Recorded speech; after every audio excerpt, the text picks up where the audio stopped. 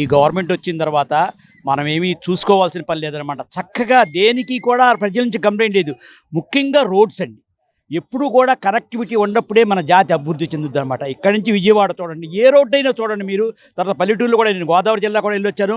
అక్కడ అంతకుముందు వేరే గవర్నమెంట్ నేను నిందించను, కానీ చాలా అధ్వానంగా ఉన్న రోడ్లు ఈరోజు చక్కగా కారేసుకుంటే అరగంటలో వెళ్ళిపోతుంది అనమాట. ఎప్పుడైనా సరే మనం ఏదైనా సరే డ్రైనేజీ రోడ్లు ఉంటే ఆటోమేటిక్గా డెవలప్మెంట్ వచ్చేస్తుంది. అది గవర్నమెంట్ చక్కగా చేస్తున్నారు. అలాగే పంచాయతీరాజ్లో కూడా చక్కటి పనులు అవుతున్నాయి. పవన్ కళ్యాణ్ గారు వచ్చిన తర్వాత చక్కగా పనులు అవుతున్నాయి. మంచి గవర్నమెంటు, ఈ గవర్నమెంటే కలకాలం ఉండాలని కోరుకుంటున్నామండి. అమరావతిలో నిన్న పెట్టారు. అమరావతిలో ఆల్రెడీ ఎస్టాబ్లిష్ అయిపోయి 10,000 కోట్లు పెట్టారు, ఇంకా పెడతారు.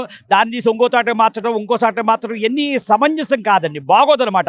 వేరే వాళ్ళు ఇంకో చాట పెడతారంటారు, అది బాగోదు. ఎప్పటి నుంచే మనకు 2012లో మన స్టేట్ డివైడ్ అప్పుడే అమరావతి రాజధానిగా డిక్లేర్ చేశారు. కాబట్టి అమరావతి ఉంటుంది. అది దాని గురించి వేరే